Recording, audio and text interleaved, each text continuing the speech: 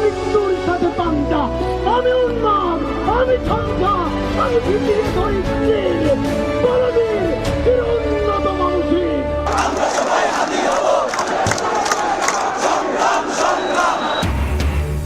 Singapore থেকে ঢাকার পথে হাদির মরদেহ সন্ধ্যায় পৌঁছানোর পর নেওয়া হবে ঢাকা বিশ্ববিদ্যালয়ে। জানাজা কাল।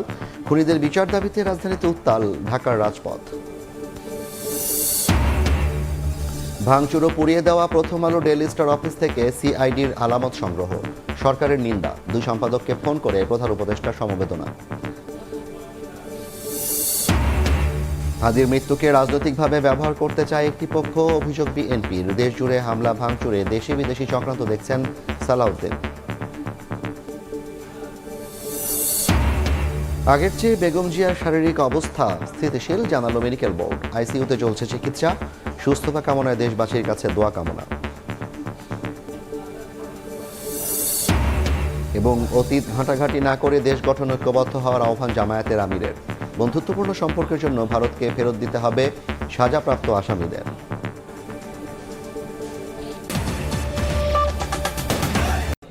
সময় সংবাদের সঙ্গে আছি আমি জাফর সাদিক। প্রাণ সসের মাখামাখি টেস্ট নুডলসকে করে তোলে আরো ইয়ামি আরো জোস। প্রাণ সস। সিঙ্গাপুর থেকে ঢাকার পথে ওসমান হাদির মরদেহ বহনকারী বিমান। শাহজালাল বিমানবন্দর থেকে সরাসরি মরদেহ নেওয়া হবে ঢাকা বিশ্ববিদ্যালয়ের কেন্দ্রীয় জামে মসজিদে। এদিকে ওসমান হাদির খুনির বিচার দাবিতে উত্তাল দেশ। শাহবাগ ব্লকেট করে অবস্থান নিয়েছেন সহযোদ্ধা ও ছাত্র জনতা।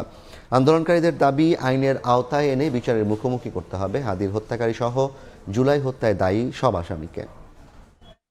শত্রুর সাথে গলাগলি, মৃত্যুর সাথে পাঞ্জা, আমি উন্মাদ, আমি ঝঞ্ঝা, আমি ভিতিয়ে ধরি।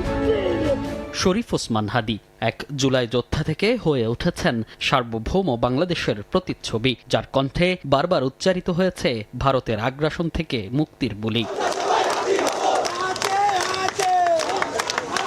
সেই সার্বভৌম দেশের স্বপ্ন পূরণের মাঝপথেই বৃহস্পতিবার না ফেরার দেশে পাড়ি জমান 7 দিন আগে মাথায় গুলিবিদ্ধ হাদি। এরপর থেকেই একদিকে যেমন শোকের ছায়া নেমে এসেছে দেশে, সেই সঙ্গে ক্ষোভে ফুঁসে উঠেছেন সহযোদ্ধারা।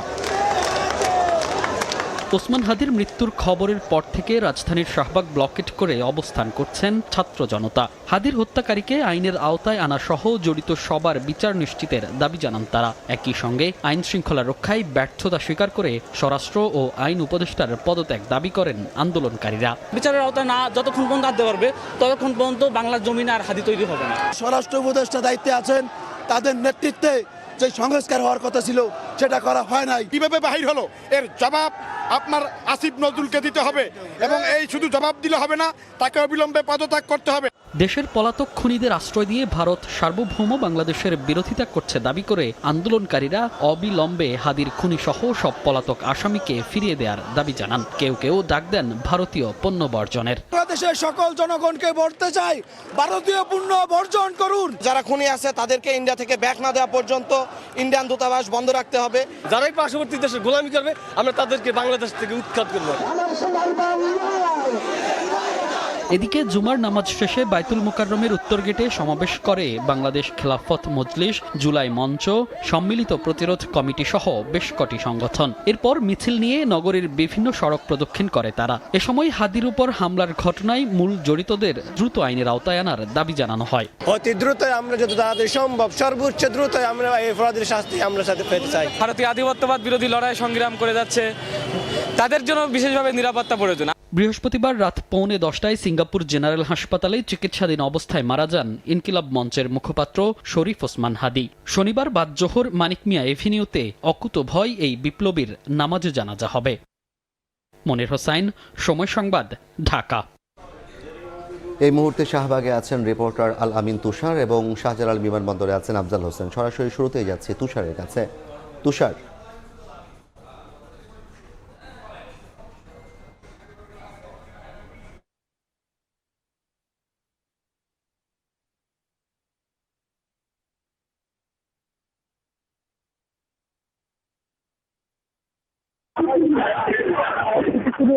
বিচারের দাবি যেরকম চলছে, একই সঙ্গে ভারতীয় আধিপত্যবাদ কিন্তু শুধু ওসমান হাদির বিচারের দাবি যেরকম চলছে, একই সঙ্গে ভারতীয় আধিপত্যবাদ বাংলাদেশে যেন কোনো প্রভাব ফেলতে না পারে সেই জায়গাটাও কিন্তু বারবার করে মনে করিয়ে দেওয়া হচ্ছে। এবং সেই যে পুরনো স্লোগান যেটি আমরা এর আগেও শুনেছি, দিল্লি না ঢাকা, সেই পুরনো স্লোগান কিন্তু আমরা এখানে কিন্তু আমরা বারবার শুনতে পাচ্ছি। এবং ওসমান হাদির যে ইনকিলাব মঞ্চ, সেই ইনকিলাব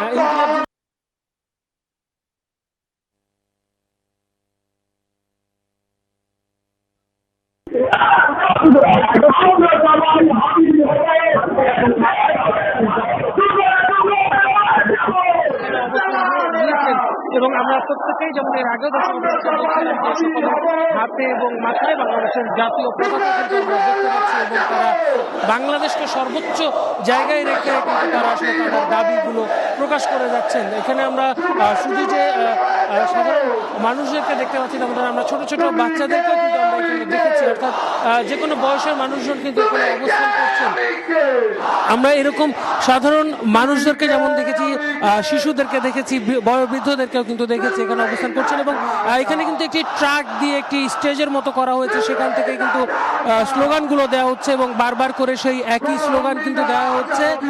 এবং তারা যেমনটা বলছিলেন কিছুক্ষণ আগে, এখানে যারা বক্তৃতা দিচ্ছিলেন তারা বলছিলেন যে 71-এ এবং 24-এ তারা আসলে যেই জায়গা থেকে আন্দোলন করেছেন, এখনো সে সময়ের যেই তারা আসলে সম্পূর্ণভাবে স্বাধীন হতে পারেনি বাংলাদেশের মানুষ, এমন দাবি করে সেই স্বাধীনতা অর্জনের জন্য কিন্তু তারা এই আন্দোলন করছেন, এমনটা কিন্তু তারা আসলে বারবার করে সেখান থেকে বলছিলেন।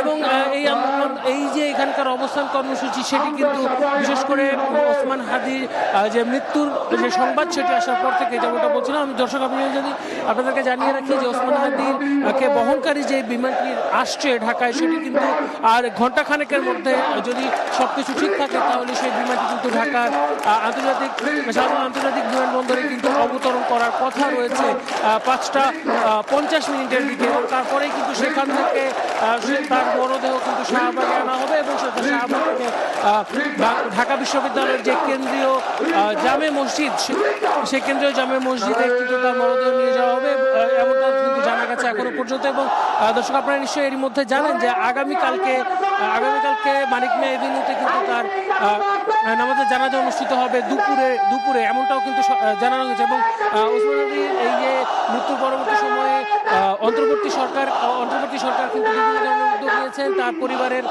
দায়িত্ব নেওয়া থেকে শুরু করে এই ধরনের নানান উদ্যোগ কিন্তু সরকারের পক্ষ থেকে নেওয়া হয়েছে। যদিও এই হত্যাকাণ্ড এবং এই ধরনের পরিস্থিতির জন্য কিন্তু এখানে যারা আন্দোলনকারীরা রয়েছেন, অর্থাৎ অবস্থানকারী যারা রয়েছেন, তারা কিন্তু যেমনটা বলছেন যে এটি কিন্তু অন্তর্বর্তী সরকারের একটি ব্যর্থতাই বটে, এমনটা কিন্তু তারা আসলে দাবি করছেন। এবং সেই জায়গা থেকে কিন্তু তারা বারবার করে তাদের স্লোগানে বলছেন এবং বক্তৃতায় কিন্তু তারা বলছেন। এবং বারবার আরও একটি ব্যাপার যেখানে সামনে আসছে যে হাদিকে হয়তো খুন করা হয়েছে, কিন্তু এখানে যারা অবস্থান করছে প্রত্যেকে নিজেকে হাদি হিসেবে ধরে নিচ্ছেন এবং তারা বলছেন যে তারা আসলে হাদির মতো জীবন দিতে প্রস্তুত, কিন্তু দেশের স্বাধীনতা সার্বভৌমত্ব এক বিন্দু তারা ছাড় দিতে রাজি নন, এমনটা কিন্তু বারবার করে তারা আসলে বলছেন। এবং আমরা কিছুক্ষণ পর স্লোগানে সেই ব্যাপারগুলো কিন্তু আমরা শুনতে পাচ্ছি। এবং বাংলাদেশকে সর্বোচ্চ জায়গায় রেখে সেই স্লোগান তারা দিচ্ছেন, যেমনটা কিন্তু দর্শক নিশ্চয়ই আপনারা শুনতেই পাচ্ছেন। এবারেও এখানে যেমনটা বলছিলাম যে আমরা শুধু সাধারণ মানুষ, নারী পুরুষ এবং যারা অবস্থান করছে, একই সঙ্গে আমরা যারা গণমাধ্যম কর্মীরা রয়েছে তারা কিন্তু অবস্থান করছে। এবং আপনারা এখানে যেমন দেখতে পাচ্ছেন আশপাশে যেই ফুটওভার ব্রিজগুলো রয়েছে এবং যে উঁচু জায়গাগুলো রয়েছে, সেই জায়গাগুলোতেও কিন্তু সাধারণ মানুষ যারা রয়েছে তারা কিন্তু দাঁড়িয়ে রয়েছে এবং তাদের অবস্থান কর্মসূচি কিন্তু রয়েছে এবং তারা কিন্তু এখানটায় অবস্থান করছেন। এবং দর্শক আপনি এই যে শাহবাগের যেই চত্বরটিকে, সেই চত্বরটিকে কিন্তু যারা এর আগেও দর্শক আপনাদেরকে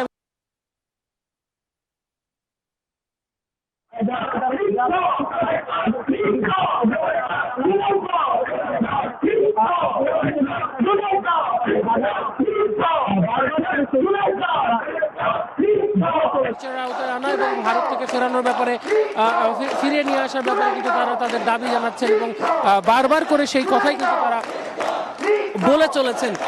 এবং আমরা দেখতেই পাচ্ছি দর্শক যে এখানে যেমন সাধারণ বারবার করে সেই স্লোগান কিন্তু একের পর হচ্ছে এবং অনেকেই অবস্থান যারা করছেন তারা কিন্তু তাদের জায়গা থেকে তাদের স্লোগানে বলছেন। এবং আমি দর্শক আরো একটি ব্যাপার আপনাদেরকে জানিয়েছি, আসরের নামাজ কিন্তু এখানে কিন্তু তারা একদম জামাত করে কিন্তু পালন করেছেন এবং সেই জামাত শেষ করে সেই জামাতের নামাজ তারা শেষ করে পরবর্তীতে তারা ওসমান হাদির মাগফিরাত কামনায় কিন্তু আমরা দেখেছি যে দোয়া আয়োজনও কিন্তু এখানে হয়েছে। আমরা এই মুহূর্তে চলে যাব ঢাকা আন্তর্জাতিক বিমানবন্দরে, সেখানে আছেন আমাদের সহকর্মী আফজাল হোসেন, সেখান থেকে তিনি জানাবেন সেখানকার অবস্থা। আফজাল।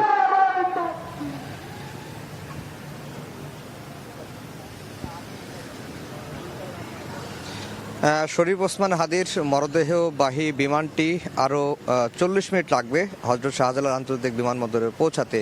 আমরা ফ্লাইট ট্র্যাকার যেটি রয়েছে বাংলাদেশ এয়ারলাইন্সের যে বিমানটি 585 যে এয়ারলাইন্সের শিডিউল সেই অনুযায়ী, আর দেখতেই পাচ্ছেন যে বিমানবন্দরের 8 নম্বর গেটে সেনাবাহিনীর উপস্থিতি রয়েছে, এপিবিএন সদস্যরা রয়েছে, একদিকে বিজিবি সদস্যরা রয়েছে এবং আর্মড পুলিশ ব্যাটালিয়ন তাদের সদস্যরা রয়েছে এবং গণমাধ্যম কর্মী আমরা যারা রয়েছি তারা অপেক্ষা করছি।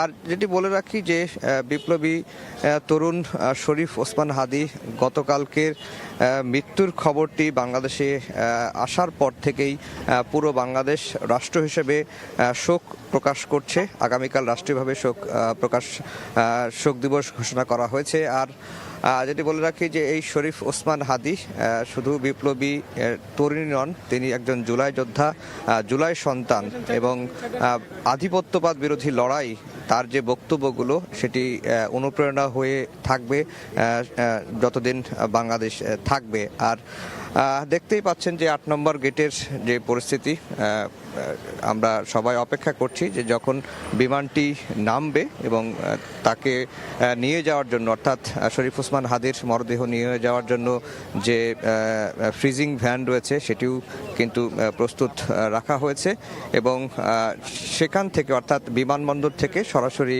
ঢাকা বিশ্ববিদ্যালয়ের কেন্দ্রীয় মসজিদে তার মরদেহটি নেওয়া হবে, এমনটি কিন্তু ইনকলাব মঞ্চ থেকে আমাদেরকে জানানো হয়েছে। আর তার জানাজা নামাজ কালকে বাদ জোহর মানিক মিয়া অ্যাভিনিউ সংসদ ভবনের সামনে অনুষ্ঠিত হবে এবং তাকে দাফন কোথায় করা হবে সেই বিষয়টি আমরা এখনো পর্যন্ত নিশ্চিত হয়নি বা ইনকলাব মঞ্চ থেকে আমাদেরকে জানানো হয়নি। আর শরীফ ওসমান হাদি জুলাই গণ অভ্যুত্থানের পরই বিভিন্ন রাজনৈতিক প্রোগ্রাম বলেন, তার যে সাংস্কৃতিক আন্দোলন, সাংস্কৃতিকভাবে আধিপত্যবাদ মোকাবেলার জন্য তিনি ইনকলাব সেন্টার গড়ে তুলেছিলেন এবং তার সেই সেন্টারের মাধ্যম দিয়েই তিনি আধিপত্যবাদ বিরোধী লড়াইটা চালিয়ে যাচ্ছিলেন এবং তিনি তরুণ একজন বিপ্লবী কণ্ঠস্বর, অন্যায় দেখলেই প্রতিবাদ করতেন, সেটি যে দলেরই হোক তিনি চোখে আঙ্গুল দিয়ে সবাইকে দেখে দিতেন এবং তিনি বারবার যেটি বলার চেষ্টা করছেন যে চেতনার উপর ভিত্তি করে জুলাই গণঅভ্যুত্থান হয়েছে, রাজনৈতিক দলগুলো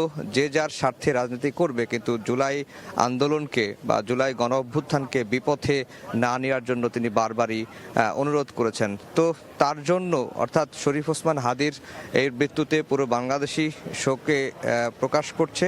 আজকে দেশের বিভিন্ন জায়গায় বিক্ষোভ হয়েছে, জুমার নামাজের পর মসজিদে দোয়া অনুষ্ঠিত হয়েছে, সবাই আসলে তার মৃত্যুতে শোকে কাতর রয়েছেন।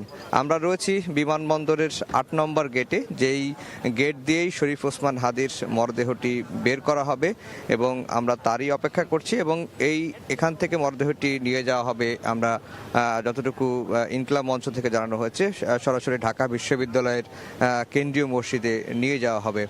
আর শরীফ ওসমান হাদি ঢাকা বিশ্ববিদ্যালয়ের রাষ্ট্রবিজ্ঞানের ছাত্র ছিলেন এবং তিনি শিক্ষাকাল থেকে অর্থাৎ তিনি ছাত্র জীবন থেকেই বিপ্লবী ছিলেন, প্রতিবাদ মুখর ছিলেন। এর মধ্যে আমরা যতটুকু জানতে পেরেছি যে তাকে বহনকারী বাংলাদেশ এয়ারলাইন্সের যে BG 585 বিমানটি বাংলাদেশের আকাশসীমায় প্রবেশ করেছে, হয়তো আর বেশি সময় লাগবে না, 40 মিনিটের মধ্যেই শাহজালাল আন্তর্জাতিক বিমানবন্দরে অবতরণ করবে এবং অবতরণ করার পরে শরীফ ওসমান হাদির মরদেহটি সরাসরি এখান থেকে ঢাকা বিশ্ববিদ্যালয়ের কেন্দ্রীয় জামে মসজিদে নিয়ে যাওয়া হবে।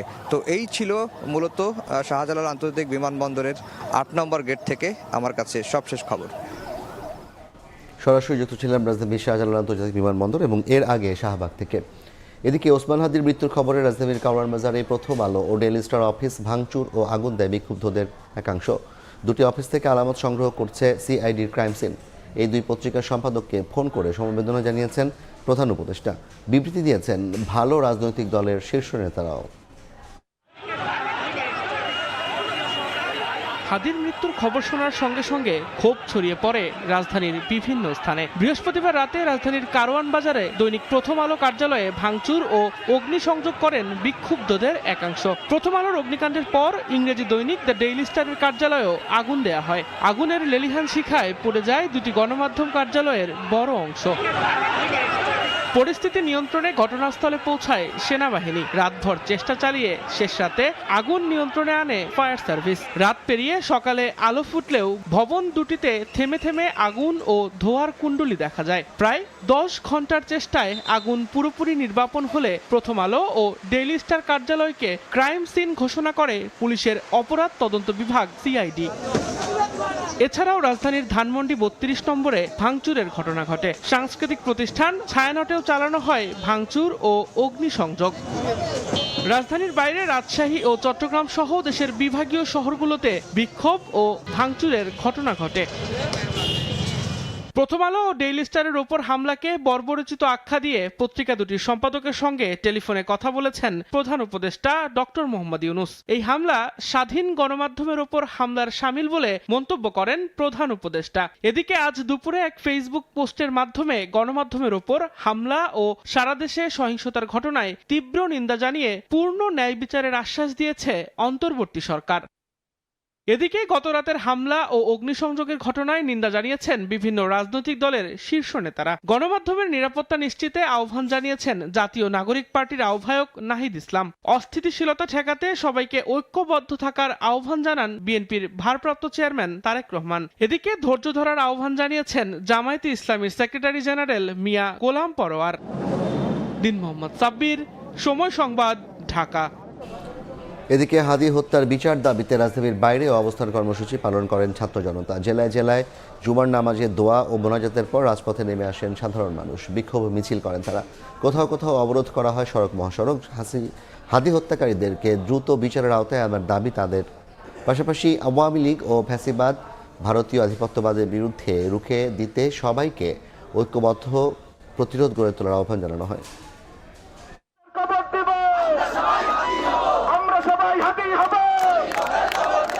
আমরা সবাই জীবন দেব স্লোগানে স্লোগানে প্রকম্পিত রাজপথ। জুলাই যোদ্ধা বীর শহীদ ওসমান হাদির ভালোবাসায় রাস্তায় বেরিয়ে আসেন ছাত্র জনতা।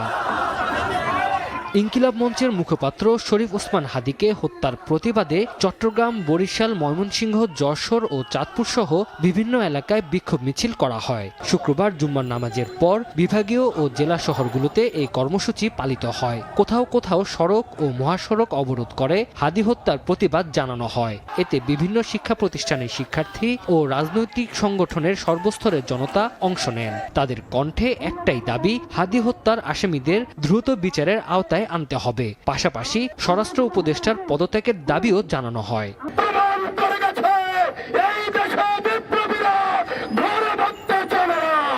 নির্বাচনের আগে শহীদ হাদিকে যারা হত্যা করেছে তাদেরকে ফাঁসি নিশ্চিত করতে হবে।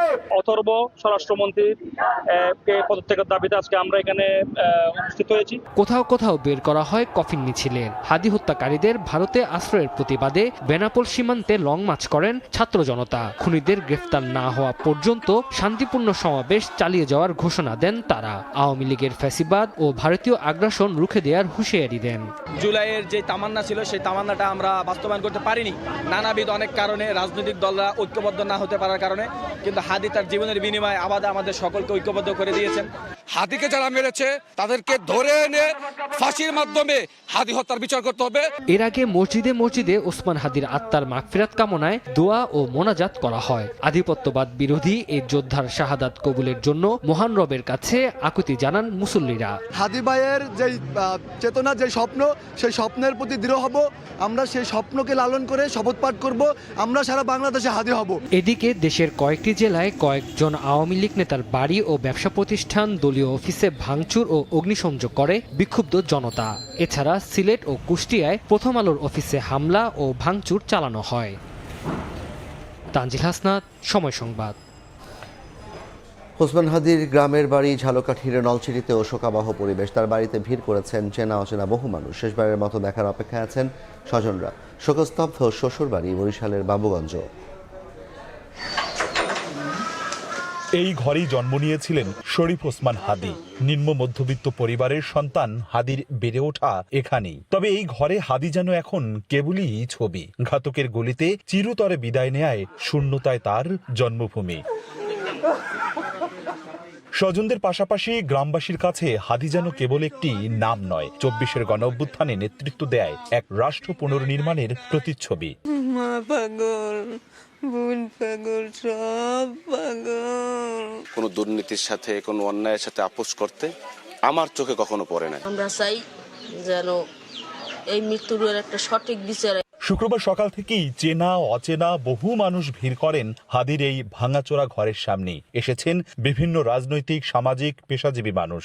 বাড়িতে থাকা হাদির বোন আর বোনের পরিবারকে সান্ত্বনা দেয়ার ভাষা পাচ্ছেন না আগতরা। শেষবারের মতো নিজ গ্রামে হাদিকে দেখতে চান এলাকাবাসী। হাদির জানাজা নলছিটির মাটিতে এইখানে বড় হয়েছে, এখানে মাটি মানুষের সাথে তার সম্পৃক্ততা রয়েছে। এইখানে তার একবার জানাজার ব্যবস্থা রাষ্ট্র করে। ওর যে ইমানি শক্তি, ওর যে চাওয়া পাওয়া, ও মৃত্যু চাইতো আল্লাহর কাছে, যদি মৃত্যুই হয় আল্লাহ সে শহীদই মৃত্যু দিও। সারা বাংলাদেশের মানুষ আজকে শোকাতুর।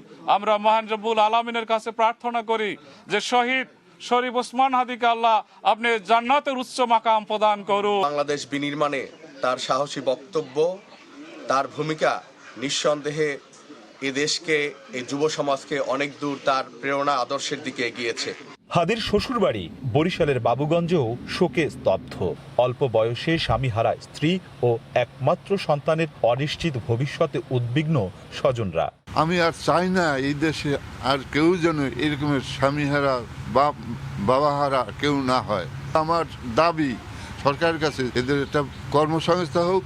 ওসমান হাদির ছোট্ট সন্তানের মতো আর কেউ যেন বাবা হারা না হয়, এমন চাওয়াই স্বজনদের। অপূর্ব অপু, সময় সংবাদ, ঝালকাঠি। মাত্র ৩২ বছরের জীবনে দেশের ইতিহাসে অধিকার আদায়ের এক দৃঢ় প্রতীক ছিলেন শরীফ ওসমান হাদি। প্রত্যন্ত এলাকা থেকে উঠে এসে তৎপর ছিলেন ইনসাফ ভিত্তিক রাষ্ট্র ব্যবস্থা প্রতিষ্ঠায়।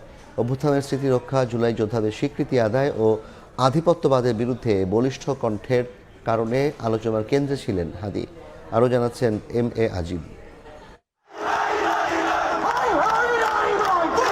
প্রতিবাদের এক বলিষ্ঠ কণ্ঠস্বর শহীদ ওসমান হাদি। হাসিনা সরকার পতনে ২৪-এর অভ্যুত্থান ও পরবর্তীতে ভারতীয় আধিপত্য বিরোধী প্রতিবাদের অগ্রনায়ক তিনি। ১৯৯৩ সালের ৩০শে জুন ঝালকাঠির নলছিটি উপজেলায় এক মুসলিম পরিবারে জন্মগ্রহণ তার। হাদির বাবা একজন মাদ্রাসা শিক্ষক ও মসজিদের ইমাম। ৬ ভাই বোনের মধ্যে হাদি সর্বকনিষ্ঠ। নলছিটির ইসলামিয়া ফাজিল মাদ্রাসা থেকে শিক্ষাজীবন শুরু করেন শহীদ ওসমান হাদি। সেখানে ৩য় শ্রেণী পর্যন্ত পড়াশোনা করে ভর্তি হন ঝালকাঠির NS কামিল মাদ্রাসায়। আলিম পরীক্ষা শেষে ভর্তি হন ঢাকা বিশ্ববিদ্যালয়ের রাষ্ট্রবিজ্ঞান বিভাগে। শিক্ষাজীবন শেষে শিক্ষকতা শুরু করেন একটি বেসরকারি বিশ্ববিদ্যালয়ে।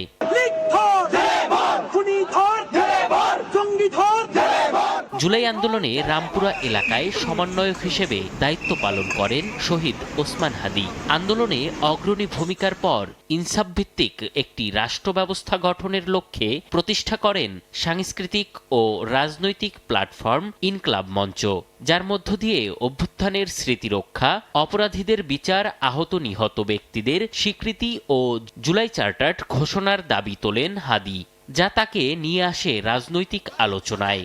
এরপর নিজেকে ঢাকা ৮ আসনের স্বতন্ত্র প্রার্থী ঘোষণা করে নেমে পড়েন প্রচারণায়। ১২ ডিসেম্বর দুপুর ২টা ২৫ রাজধানীর পল্টনে বিজয়নগর কালভার্ট এলাকায় তাকে হত্যার উদ্দেশ্যে গুলি করে দুর্বৃত্তরা। ১৮ ডিসেম্বর সিঙ্গাপুরে চিকিৎসাধীন অবস্থায় না ফেরার দেশে পাড়ি জমান এই বীর যোদ্ধা। ব্যক্তিগত জীবনে ওসমান হাদি ছিলেন বিবাহিত এবং এক সন্তানের জনক। MA আজিম, সময় সংবাদ, ঢাকা। এই যেন ক্রাইম থ্রিলার সিনেমার স্ক্রিপ্ট। বিদেশ থেকে দেশে এসে গঠন করা হয় শুটার টিম। পরিকল্পনা বাস্তবায়নের টার্গেটের সঙ্গে চলে কৌশলে সখ্য করা। মাত্র 7 দিনে সখ্য গড়ে তুলে গুলি করে হত্যার 12 ঘন্টার মধ্যে দেশ ছেড়ে পালিয়ে যায় ফয়সাল। গায়েব করা হয় আলামত। ইনকিলাব মঞ্চের মুখপাত্র ও ঢাকা আসনের সম্ভাব্য প্রার্থী শরীফ ওসমান হাদিকে হত্যার মিশন ঘটেছে এভাবেই। গোয়েন্দা তথ্য মতে বুধবার ফয়সালের অবস্থান ছিল ভারতের মহারাষ্ট্রে। মাহমুদুর রহমানের রিপোর্ট, ক্যামেরায় ছিলেন সোহাগ। ইনকিলাব মঞ্চের মুখপাত্র, ঢাকা ৮ আসনের সম্ভাব্য প্রার্থী ওসমান হাদি এবং সেই শুটার ফয়সাল করিম মাসুদের পরিচয় এই ইনকিলাব মঞ্চের কালচারাল সেন্টারেই।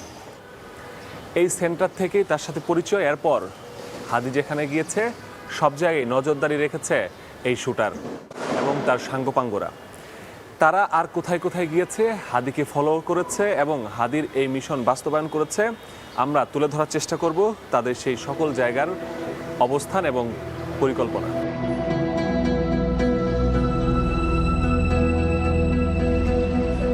4 ডিসেম্বর রাত 8:18 বাংলা মোটরের ইনকিলাব কালচারাল সেন্টারে আসেন শুটার ফয়সাল ও তার সহযোগী কবির। 6 মিনিটের সেই বৈঠকটি ছিল মূলত হাদির সঙ্গে সখ্যতা তৈরির পর্ব। 9 ডিসেম্বর রাতে আবারও কালচারাল সেন্টারে আসে ফয়সাল। এবার সঙ্গী কবির নন, আলমগীর। পরদিন সেগুনবাগিচায় প্রচারণায় অংশ নেয় ফয়সাল। প্রচারণায় অংশ নেওয়ার পর হাদিকে হত্যার মিশনের ছক কষে নেন শুটার। এবার মিশন বাস্তবায়নে নরসিংদী, সাভার, মানিকগঞ্জ সহ বিভিন্ন জায়গায় রেকি করেন ফয়সাল। মিশন বাস্তবায়নে 11 ডিসেম্বর ওঠেন পশ্চিম আগারগাঁওয়ের বোনের বাসায়। হামলার দিন ভোরে উবারে করে যান হেমায়েতপুরের একটি রিসোর্টে। এখানেই সর্বপ্রথম ফয়সাল তার প্রেমিকার কাছে শেয়ার করেন যে তিনি ঘটাবেন একটি বড় ঘটনা। কি সেই বড় ঘটনা প্রশ্ন করলে ফয়সাল উত্তর দিয়েছিলেন তিনি হাদিকে গুলিবর্ষণ করবেন, এবং হয়েছিল তাই।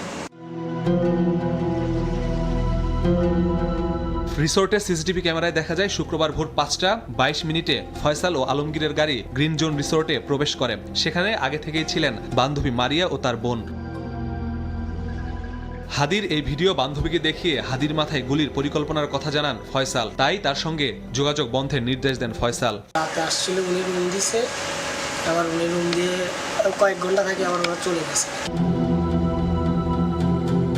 সকাল 11:10 আগারগাঁওয়ের বাসা থেকে মোটরসাইকেলে বেরিয়ে আসেন ফয়সাল ও আলমগীর। চলে যান হাদির সেগুনবাগিচার প্রচারণায়। মতিঝিলের জামিয়া দারুল উলুম মসজিদে পৌঁছানোর আগ পর্যন্ত হাদির অটোরিকশা ফলো করতে থাকে শুটাররা। 12:50 মসজিদের সামনে পৌঁছায় হাদিকে বহন করা রিকশা। নামাজ শেষে এখানে প্রচারণা করার কথা, এবং সেই প্রচারণা দলের অংশ হিসেবেই তার সাথে যুক্ত হয়েছিলেন শুটার দলের দুজন। তখনও হাদি জানতো না এই দুজনই তাকে গুলি করে পৃথিবী থেকে সরিয়ে দিতে চায়। নামাজ শেষে মসজিদ থেকে বেরিয়ে প্রচারণায় নামে হাদি। 2:16 সেখান থেকে রওনা করেন হাদি। পেছন পেছন ছুটতে থাকে শুটাররাও। হাদি ভাইয়ের সাথেই ওরা ছিল, স্বাভাবিকভাবে ছিল ওরা আর কি, এদিক সেদিকে ঘুরছে ওরা। আমরা তো আর এটা বুঝি না যে ওরা যে গুলি করব। 2.5 ঘন্টা ধরে ফাঁকা জায়গা খোঁজার পর 2:24 খুব কাছ থেকে দুটি গুলি করে ফয়সাল। বিজয়নগর, কাকরাইল, শাহবাগ হয়ে ফার্মগেট সোজা চলে যান বোনের বাড়ি পশ্চিম আগারগাঁওয়ে। বিকেল 3টায় সেখানে পৌঁছান। শুরু হয় নাটকীয়তা। মা ও বাবা জড়িয়ে পড়ে আলামত নষ্ট করতে। বাবা সরায় মোটর বাইক আর মাকে নিয়ে কিছুক্ষণ পর নিচে নামে ফয়সাল।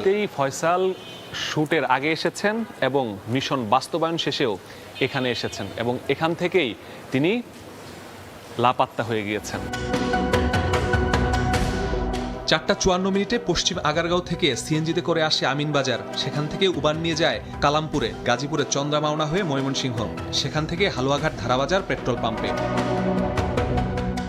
সময় টেলিভিশনের কাছে আসা সেই পাম্পের সিসিটিভি ফুটেজে দেখা যায় রাত 11:31 সেখানে পৌঁছান শুটারদের বহনকারী প্রাইভেট কার। মানব পাচারকারী ফিলিপ একটি মোটর বাইকে এসে তাদের রিসিভ করে। পুলিশের কাছে গ্রেপ্তার হওয়া ফিলিপের 2 সহযোগীর বক্তব্য এসেছে সময় টিভির হাতে।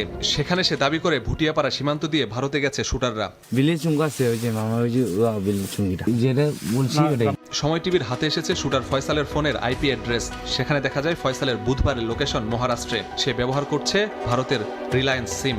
তার পরিবার পরিবারের সদস্যদের সাথে যোগাযোগ করেছিল এবং তাদের কাছে নিশ্চয়ই তার ব্যাপারে গুরুত্বপূর্ণ তথ্য থাকতে পারে। এগুলো আমরা যাচাই বাছাই করছি, এটার পিছনে আরও কারা কারা জড়িত আছেন সেগুলো শনাক্ত করার চেষ্টা করছি।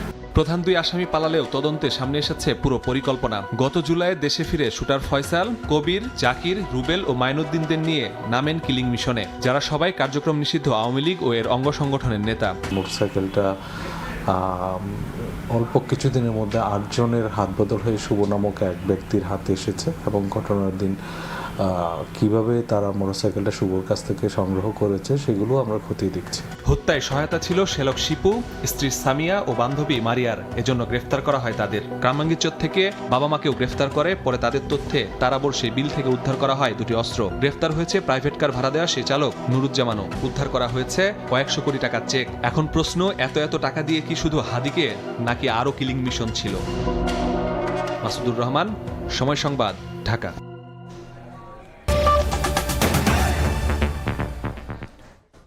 ওসমান হাদির মৃত্যুকে একটি পক্ষ রাজনৈতিকভাবে ব্যবহার করতে চায় বলে অভিযোগ বিএনপির। দেশজুড়ে হামলা ভাঙচুরে দেশি বিদেশি চক্রান্ত রয়েছে বলে জানিয়েছেন বিএনপির স্থায়ী কমিটির সদস্য সালাউদ্দিন আহমদ।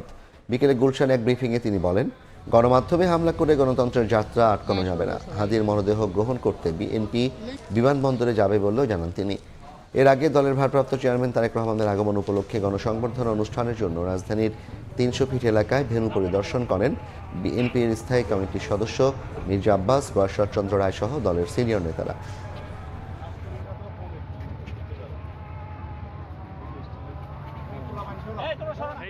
পতিত ফ্যাসিবাদী শক্তি নির্বাচন পিছানোর বা নির্বাচন বানচালের যে ষড়যন্ত্র আছে তারই অংশ হিসাবে এটা সংগঠিত হয়েছে এবং গণতান্ত্রিক শক্তিকে দমন করার জন্য, গণতান্ত্রিক উত্তরণকে বাধাগ্রস্ত করার জন্য, কণ্ঠকাকীর্ণ করার জন্য এরকমের তৎপরতা চালানো হতে পারে। আজকে তার সব দেহ আসবে, তার ডেড বডি আসবে 6:45 সময় আন্তর্জাতিক বিমানবন্দরে। সবাই তার ডেড বডি গ্রহণ করার জন্য যাবেন, আমরাও যাব।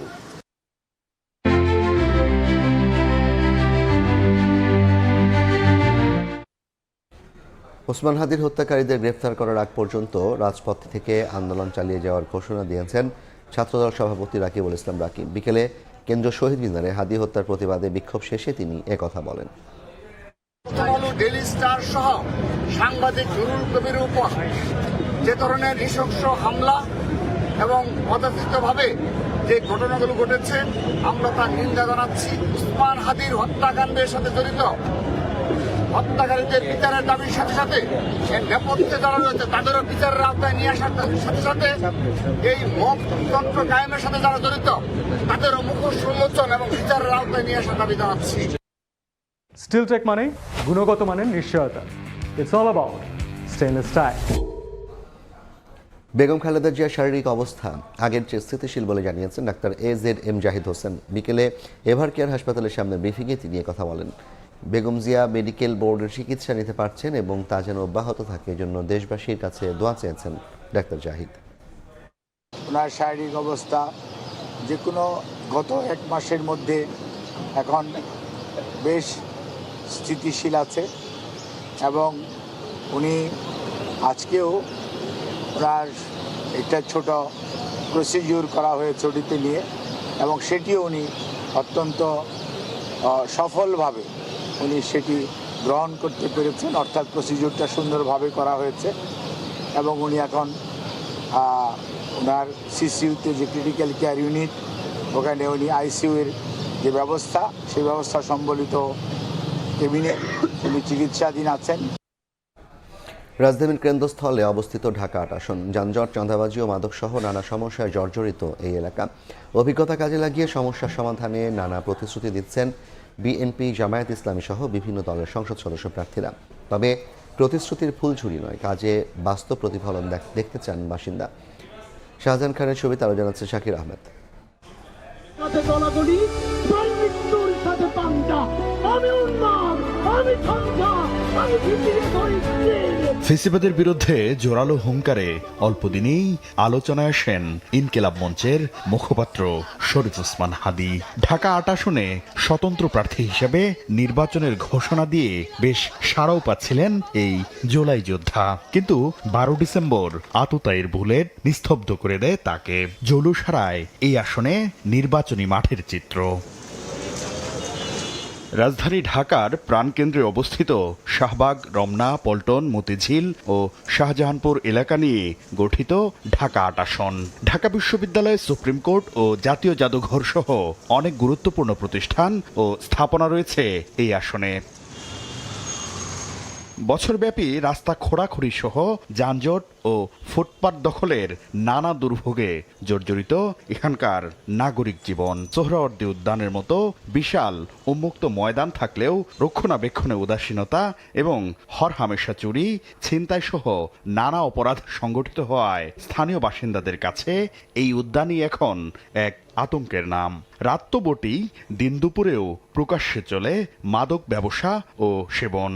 ছিনতাই, চুরি, মাদক। একজন নেশা করছে, তাকে দেখে আমার বাচ্চা আমাকে প্রশ্ন করেছে যে বাবা ওরা আসলে কি করছে। এর সঠিক উত্তরটা আমি আসলে দিতে গিয়ে আমার মুখটা থেমে গিয়েছে আর কি। শুধু সন্ধ্যার পরে কেন, দিনের বেলাও চলাফেরা করার মতো উপযুক্ত না। এই আসনে বিএনপি মনোনীত প্রার্থী মির্জা আব্বাস এর আগেও একাধিকবার সংসদ সদস্য নির্বাচিত হয়েছেন। অভিজ্ঞতা কাজে লাগিয়ে সমস্যা সমাধানে দিচ্ছেন নানা প্রতিশ্রুতি। একত্রিত দফার সঙ্গে মিলিয়ে কিংবা ওটাকে প্লাস মাইনাস করে একত্রিত দফা ঠিক রেখেই আমরা ইস্তেহার ঘোষণা করতে পারি। আর বাংলাদেশ জামায়াতে ইসলামীর প্রার্থী ডক্টর হেলাল উদ্দিন সমন্বিত উন্নয়নের মাধ্যমে পাল্টে দিতে চান এই আসনের চিত্র। সিটি ম্যাজিস্ট্রেসি একটা বিল আমি সংসদে উত্থাপন করব। যে এলাকায় যখন কাজ হবে তখন একজন কাজ করতে চাইলে আরো সবাইকে নক করা হবে, এখানে আর কোনো কাজ আছে কিনা। তাহলে এক নোটে যদি পাস হয়ে যায় তাহলে একবার খনন করলে ওখানে ৩-৪টা কাজ একসাথে করা যাবে। জাতীয় নাগরিক পার্টি, ইসলামী আন্দোলন বাংলাদেশ সহ বেশ কয়েকটি দলের প্রার্থী হতে অনেকেই পোস্টারিং সহ নানাভাবে ভোটারদের কাছে পৌঁছার চেষ্টা করছেন। শাকির আহমেদ, সময় সংবাদ, ঢাকা। বেগম খালেদা জিয়ার শারীরিক জটিলতায় নির্বাচনী প্রচারণায় কিছুটা ভাটা পড়লেও তফসিলের পর আবারও গুছিয়ে উঠছে বিএনপি। নেতারা বলছেন তারেক রহমান ফিরলে তার নেতৃত্বে ঐক্যবদ্ধ হয়ে নির্বাচনী লড়াইয়ে যাবে বিএনপি। হাসান ওয়ালির প্রতিবেদন। আগামী জাতীয় সংসদ নির্বাচনকে সামনে রেখে মাঠে ঘাটে চষে বেরিয়েছেন। দলীয় প্রতীক ধানের শীষের পক্ষে ভোট টানতে মানুষের দুয়ারেও ছুটে গেছেন কর্মীরা। মাঝে খানিক সময়ের জন্য হঠাৎই ছন্দপতন। দলীয় প্রধান বেগম খালেদা জিয়ার শারীরিক অসুস্থতায় ভাটা পড়ে সেই সব কর্মসূচিতে। প্রতিদ্বন্দ্বিতাপূর্ণ নির্বাচনের আভাসে তফসিলের আগে সম্ভাব্য প্রার্থী তালিকা ঘোষণা করে বেশিরভাগ দল। 2 দফায় 273টি আসনে প্রার্থী চূড়ান্ত করেছে বিএনপি। এরই মধ্যে ভারপ্রাপ্ত চেয়ারম্যান তারেক রহমানের দেশে ফেরার সংবাদে খুশি জোয়ার বইছে বিএনপি নেতাকর্মীদের মাঝে। বিএনপি নেতারা বলছেন ঢালাওভাবে প্রচারণা না হলেও বেগম জিয়ার সুস্থতায় দোয়া মাহফিলের মধ্য দিয়ে ভোটারদের মন জয়ের চেষ্টায় ছিলেন প্রার্থীরা। প্রিয় নেত্রীর সুস্থতা কামনায় আমরা দোয়া মাহফিল করছি। পাশাপাশি আগামী নির্বাচনে বাংলাদেশ জাতীয়তাবাদী দল বিএনপি যদি ধানের শীষের প্রতীক নিয়ে আমরা নির্বাচিত হতে পারি, আমরা যদি সরকার গঠন করতে পারি, সেই কর্ম পরিকল্পনাগুলো কিন্তু আমরা প্রত্যেকটি সাধারণ মানুষের দোরগোড়ায় পৌঁছে দিচ্ছি। বিএনপির স্থায়ী কমিটির এই সদস্য বলছেন রাজনীতিতে বেগম খালেদা জিয়ার অনুপস্থিতির শূন্যতা পূরণ না হলেও নেতাকর্মীরা চাঙ্গা হবেন তারেক রহমান ফিরলে। দেশনেত্রী বেগম খালেদা জিয়া তার শূন্যতা তো আমাদের সবসময় থাকবে, আমরা সবসময় তাকে ফিল করি। বিএনপি নীতি নির্ধারকদের মতে কোনো পরিস্থিতিতেই ফেব্রুয়ারি নির্বাচন পেছানো যাবে না। মানুষের তো শারীরিক অবস্থা যখন তখন তার খারাপ হতে পারে, এর অর্থে জাতীয় কোনো ইভেন্ট বন্ধ হয়ে থাকে আর তো কোনো কারণ নেই। হাসান ওয়ালি, সময় সংবাদ, ঢাকা। জামায়াত ইসলামের আমির ডাক্তার শফিকুর রহমান বলেছেন বাংলাদেশ ভারতের সঙ্গে বন্ধুত্বপূর্ণ সম্পর্ক চায়, তবে সেই বন্ধুত্বের ভিত্তি হতে হবে পারস্পরিক দায়িত্ববোধ ও প্রতিবেশী সুলভ আচরণ। অতীত নিয়ে ঘাঁটাঘাঁটি না করে ভবিষ্যতের দিকে এগিয়ে যাওয়ার আহ্বানও জানিয়েছেন তিনি। লন্ডন থেকে শোয়েব কবিরের প্রতিবেদন। কমনওয়েলথের একটি সেমিনারে যোগ দিতে লন্ডন সফরে জামায়াতে ইসলামের আমির ডাক্তার শফিকুর রহমান। বক্তব্যের শুরুতে শরীফ ওসমান হাদির মৃত্যুতে গভীর শোক প্রকাশ এবং হত্যাকারীদের দৃষ্টান্তমূলক শাস্তির দাবি জানান। জামায়াত আমির মতবিনিময় করেন লন্ডনে বাংলা গণমাধ্যমে কর্মরত সাংবাদিকদের সঙ্গে। বলেন, ভারতের উচিত বাংলাদেশের চিহ্নিত পলাতক ও সাজাপ্রাপ্ত ব্যক্তিদের বাংলাদেশের হাতে তুলে দেওয়া। এটাই প্রকৃত বন্ধুত্ব নিদর্শন। প্রতিবেশী সুলভ আচরণের প্রত্যাশার কথাও জানান তিনি। নির্বাচন নিয়ে ডাক্তার শফিকুর রহমান বলেন, নির্বাচনে জামায়াত বিজয়ী হলে বিএনপি তা মেনে নেবে বলে আশাবাদী তিনি। একইভাবে বিএনপি বিজয়ী হলে জামায়াত শুধু তা মেনে নেবে না, বরং সর্বত্র সহযোগিতা করবে বলেও জানান তিনি। আমরা পাশ করলে আশা করি বিএনপি মেনে নিবে, বিএনপি পাশ করলে আমরা মেনে নিব কি না। আমরা বলেছি শুধু মেনে নিব না, আমরা তাদেরকে সহযোগিতাও করবো ইনশাআল্লাহ। প্রবাসী বাংলাদেশিদের উদ্দেশ্যে ডাক্তার শফিকুর রহমান পোস্টাল ভোটে অংশগ্রহণের আহ্বান জানান। একই সঙ্গে নির্বাচনের সময় দেশে গিয়ে ভোটাধিকার প্রয়োগের কথাও বলেন তিনি। জামায়াত আমির আরো বলেন, অতীতের বিষয় নিয়ে ঘাটাঘাটি না করে দেশ গঠনে সবাইকে ঐক্যবদ্ধ হতে হবে, সামনের দিকে এগিয়ে যেতে হবে। পিছন নিয়ে আমরা একটু কম ঘাটাঘাটি করি, কারণ যে জাতি অতিরিক্ত পিছন নিয়ে ঘাটাঘাটি করে সেই জাতির কোনো ভবিষ্যৎ নেই। আমরা ভবিষ্যতের আশা নিয়ে সামনে এগিয়ে যেতে চাই। আল্লাহ আমাদেরকে সাহায্য করুন। ভারত আমাদের বন্ধু দেশ, আমরা চাই যে ভারত বন্ধু হিসাবে তার দায়িত্ব পালন করুক। ভারতের উচিত হবে বাংলাদেশের চিহ্নিত পলাতক সাজাপ্রাপ্ত যতগুলা মানুষ আছে সবগুলাকে সসম্মানে বাংলাদেশের হাতে তুলে দেওয়া। অনুষ্ঠানে বিভিন্ন রাজনৈতিক ও সমসাময়িক বিষয়ে বক্তব্য দেন ডাক্তার শফিকুর রহমান। শোয়েব কবির, সময় সংবাদ, লন্ডন। সময় সংবাদে আরও থাকছে। যুক্তরাষ্ট্রে গ্রিন কার্ড লটারি কর্মসূচি স্থগিত করলেন ট্রাম্প। ব্রাউন ইউনিভার্সিটি ও এমআইটিতে ভয়াবহ গুলির ঘটনার সিদ্ধান্ত। সন্দেহভাজনের মরদেহ উদ্ধার।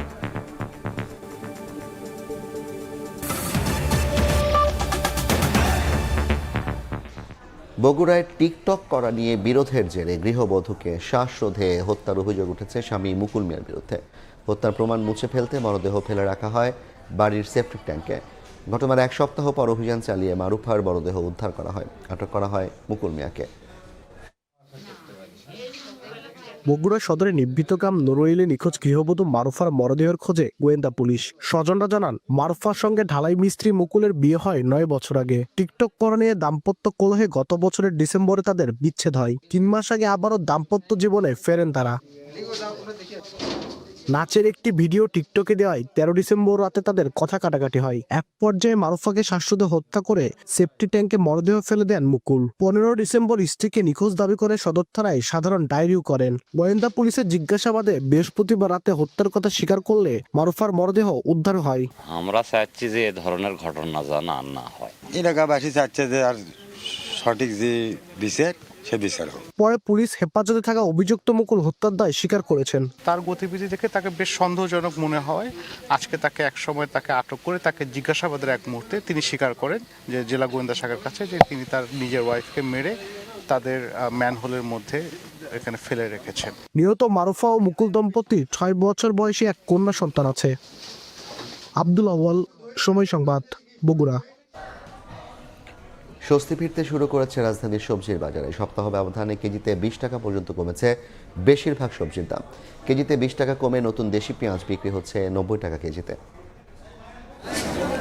শুক্রবার ছুটির দিন রাজধানীর কারওয়ান বাজার ঘুরে দেখা গেছে সপ্তাহ ব্যবধানে 10 থেকে 20 টাকা কমে অধিকাংশ সবজির দাম নেমেছে 50 থেকে 60 টাকার ঘরে। সবচেয়ে বেশি কমেছে কাঁচা মরিচের দাম কমেছে নতুন আলুরও। মরিচের দাম কমার কারণ হলো বেশি মরিচ আমদানি হয়েছে। বেগুন ছিল 80 টাকা, আজকে 60 টাকা কেজি বিক্রি করতে আসছে। শালগম 40-50 ছিল, এখন 30 টাকা কেজি। সিম কিনছি 30 টাকা করে, ফুলকপি 30 টাকা 25 টাকা পিস। গত সপ্তাহ থেকে এই সপ্তাহে বাজারে মোটামুটি একটু কম আছে। সরবরাহ বাড়ায় 110 টাকা কেজি দরে নতুন পেঁয়াজ সপ্তাহ ব্যবধানে নেমেছে 90 টাকায়। এই সপ্তাহে নতুন বেচতে আছে 90 টাকা কেজি, মানে 30 টাকায় কমছে সপ্তাহ। শুকনাটা ছিল 150 টাকা 60 টাকা, নতুন পেঁয়াজ ওর পরিপ্রেক্ষিতে কিছুটা কমছে। মুরগির বাজারে ব্রয়লার বিক্রি হচ্ছে 150 থেকে 160 টাকায়। দেশের কেজি পড়ছে 570 থেকে 580 টাকা। আমরা চাই এই দাম থাকলে সাধারণ পাবলিক যারা দিন মজুর তারা কেনাকাটা করে খাইতে পারবে। স্থিতিশীল মুদিখানায় 2 সপ্তাহ ধরে চড়া খোলা পোলাও চালের দর প্রতি কেজি বিক্রি হচ্ছে 130 থেকে 140 টাকায়। ফরহাদুর রহমান, সময় সংবাদ, ঢাকা। ধর্ম অবমাননার অভিযোগে ময়মনসিংহের ভালুকায় এক যুবককে পিটিয়ে হত্যা করা হয়েছে। ভালুকা থানার ডিউটি অফিসার রিপন মিয়া জানান, নবীকে নিয়ে কটূক্তি করার অভিযোগে উত্তেজনা ছড়িয়ে পড়লে বৃহস্পতিবার রাত 9টার দিকে একদল উত্তেজিত জনতা দীপু চন্দ্র দাসকে গণপিটুনি দেয়। পিটিয়ে হত্যার পর মরদেহ গাছে ঝুলিয়ে দেওয়া হয়। পরে ঢাকা ময়মনসিংহ মহাসড়কে বিক্ষোভ করে। খবর পেয়ে পরিস্থিতি নিয়ন্ত্রণে আনে পুলিশ।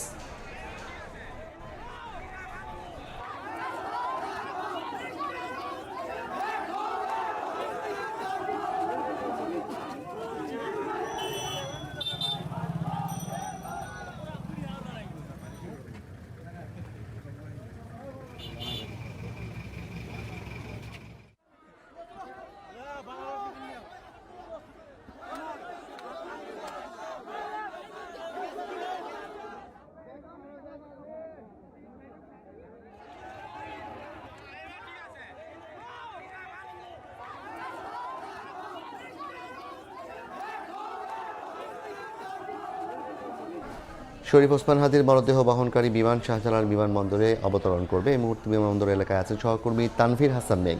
সরাসরি যাচ্ছি তার কাছে।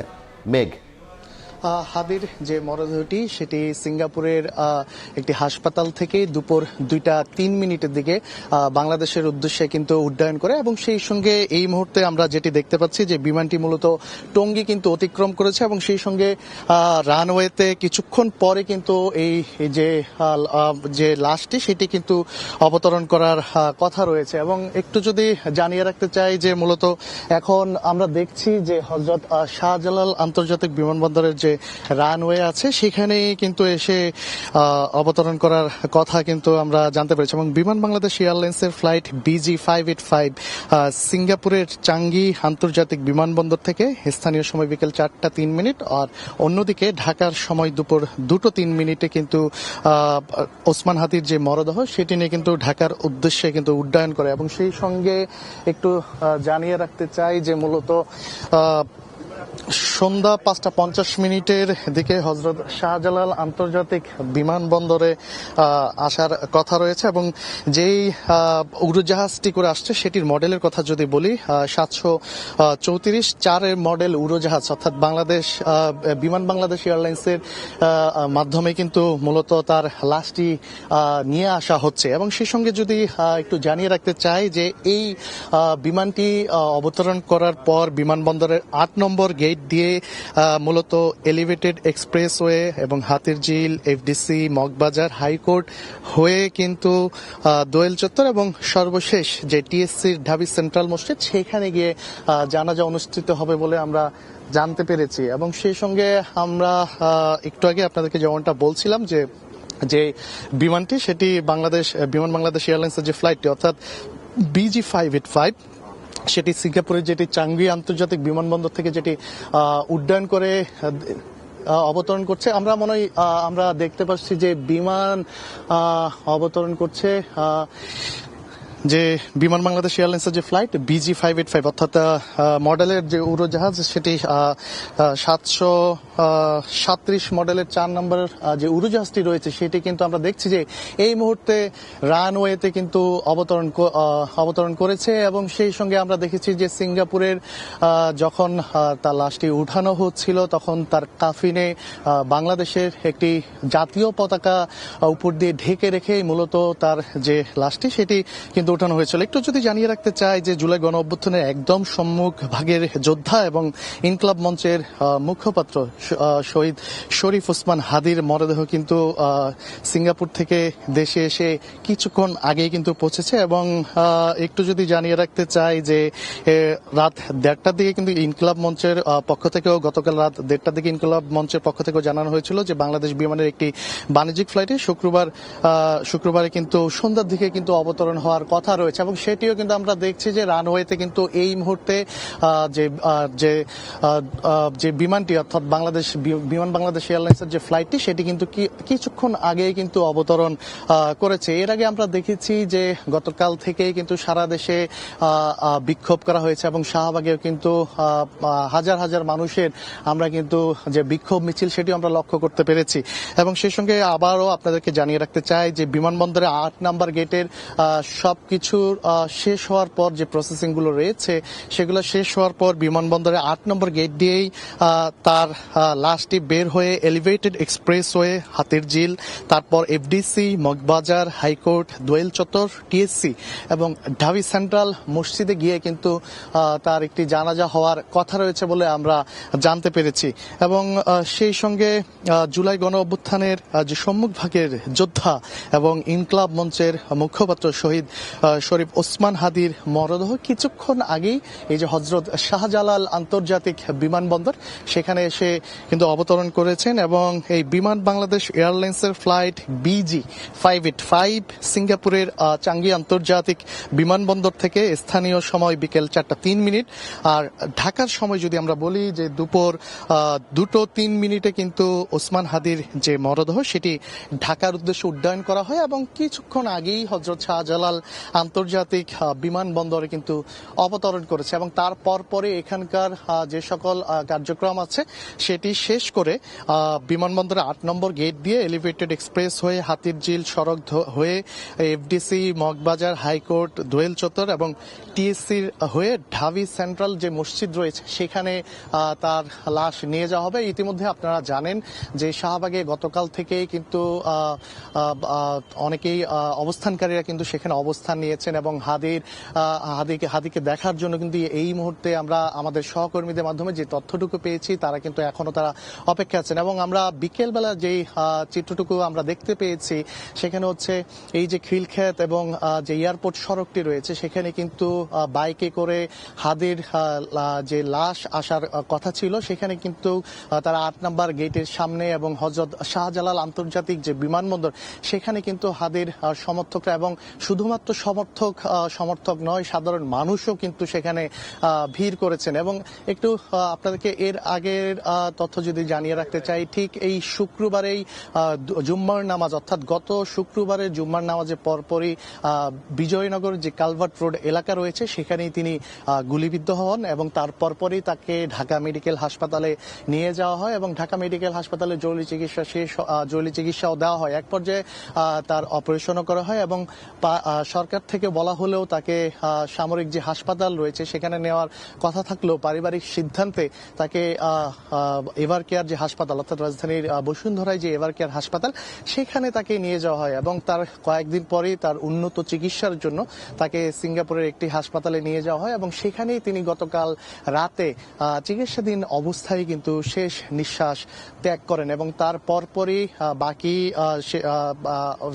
সেখানেও কিন্তু তার একটি জানাজা হওয়ার কথা ছিল। আমরা যেটি জানতে পেরেছি সেখানে মানুষের সমাগম জানাজায় অনেক বেশি হওয়ার কারণে সেটিও কিন্তু হয়ে ওঠেনি। এবং তার পরপরই আমরা যেটি একটু আগেই বলছিলাম যে বিমান বাংলাদেশ এয়ারলাইন্সের যে ফ্লাইট অর্থাৎ BG585 সিঙ্গাপুরের চাঙ্গি আন্তর্জাতিক বিমানবন্দর থেকে স্থানীয় সময় বিকেল 4:03 ঢাকার সময় দুপুর 2:03 ওসমান হাদির মরদেহ নিয়ে এই ঢাকার উদ্দেশ্যে উড্ডয়ন করে এবং কিছুক্ষণ আগেই যেমনটা বলছিলাম যে হযরত শাহজালাল আন্তর্জাতিক বিমানবন্দর সেখানে কিন্তু অবতরণ করেন এবং সেই সঙ্গে তার এখানে যে বাদবাকি যে প্রসেসিংগুলো রয়েছে সেগুলো শেষ হওয়ার পর এই বিমানবন্দরের যে 8 নম্বর গেট আছে সেই 8 নম্বর গেট দিয়ে তার যে কাফিন সেই কাফিনটি বের হবে এবং আমরা একটু আগেও আপনাদেরকে যেমনটা বলছিলাম যে তার কাফিন যখন সিঙ্গাপুর থেকে প্লেনে যখন অর্থাৎ বিমান বাংলাদেশ এয়ারলাইন্সের যে ফ্লাইট সেখানে যখন উঠানো হয় তার কাফিনের উপরে আমরা দেখতে পেয়েছি যে জাতীয় পতাকা অর্থাৎ বাংলাদেশের একটি পতাকা সেটি দিয়ে ঢেকে রাখা হয়েছিল এবং তার পরপরই যে কার্যক্রম সেটি শেষ করে কিছুক্ষণ আগেই এই হযরত শাহজালাল আন্তর্জাতিক বিমানবন্দরে অবতরণ করেন এবং এই হযরত শাহজালাল আন্তর্জাতিক বিমানবন্দরের যে বাদবাকি যে প্রসেসিংগুলো রয়েছে সেগুলো শেষ করার পর বিমানবন্দর 8 নম্বর গেট দিয়ে তার যে লাশটি সেটি অর্থাৎ লাশবাহী গাড়িটি সেটি বের হবে এবং সেটি এরপর যদি একটু জানিয়ে রাখতে চাই যে মূলত elevated expressway, Hatirjheel, FDC, Moghbazar, high court, Doel Chattar, TSC এবং ঢাকা সেন্ট্রাল মসজিদে কিন্তু তার এই লাশ নিয়ে যাওয়া হবে এবং তারপর পরে সেখানে একটি জানাজাও অনুষ্ঠিত হবে। এবং আপনাদেরকে জানিয়ে রাখতে চাই যে আগামীকাল কিন্তু রাষ্ট্রীয় শোক পালন করা হবে।